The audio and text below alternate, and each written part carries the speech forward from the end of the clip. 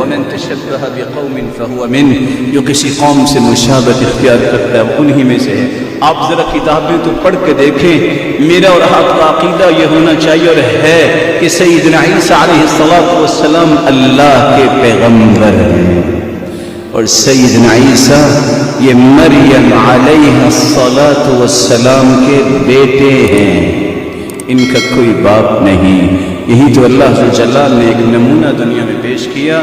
اور وہ لوگ جن کو آج کیک پیش کرتے ہو وہ لکھتے ہیں یسوع بن یوسف النجار کرتے کرتے من سلالت آل داود، وہ کیا لکھتے ہیں کہ یوسف النجار کے ساتھ سیدہ مریم علیہ السلام کی دوستی ہوئی، جس کی پاداش میں عیسیٰ پیدا ہوئے، والعیاذ باللہ۔ کسی مسلمان کے منہ میں خاک کے ایسے الفاظ بولے جو تمہارے نبی کو بے نسب کہے اور حرام کی اولاد کہے اور تمہاری دوستیاں، کبھی سوچو تمہیں اگر کوئی کہہ دے